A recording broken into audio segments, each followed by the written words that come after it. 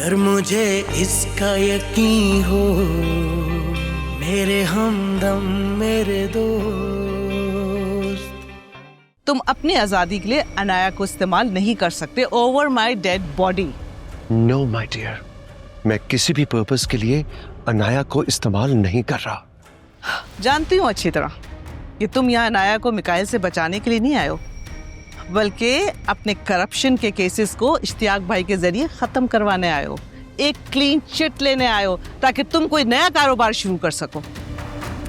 और इसीलिए इश्तियाक भाई ने शर्त रखी है ज़रार और अनाया के रिश्ते की, क्योंकि ज़रार तो लूजर है, तबाह कर रहा है अपने आप को, and he only trust Anaya. ऐसा बिल्कुल भी नहीं है अनाया बेटा। तुम्हारी माँ स्टूपिड कॉन्स्पिरेसी थ्योरीज को बेस बना के तुम्हें मुझसे मुतनफ्फर करना चाहती है, दूर करना चाहती है। इन सब बातों में कोई हकीकत नहीं है। वैसे मेरा पूछना बनता नहीं है, लेकिन इंसानियत के नाते पूछ रहा हूँ सिर्फ। ज़रा ठीक है? भाई ठीक है, बस थोड़े विड्रॉल सिम्टम्स में से गुजर रही है, but time is a great healer, set हो जाएगी। आई कैन अंडरस्टैंड, होता है ये सब। शादी टूटना कोई आसान बात तो नहीं है। तुम तो समझ सकती हो, तुम्हारी भी तो शादी टूटी थी ना। हाँ, लेकिन वक्त के साथ साथ सब कुछ ठीक हो जाता है, तुम ज्यादा फिक्र मत करो उसकी। जो होना था वो हो चुका।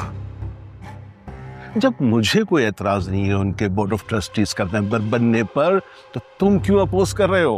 वो कह दिया ना, आई डोंट ट्रस्ट हर।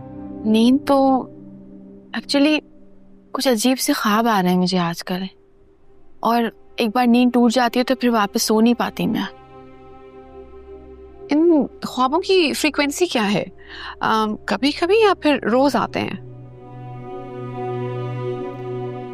बहुत आई थिंक अनएक्सपेक्टेड अकरेंस है, कभी आते हैं कभी नहीं आते, लेकिन फिर मैं कंफ्यूज हो जाती हूँ कि उसके असर से अपने आप को निकालूं कैसे।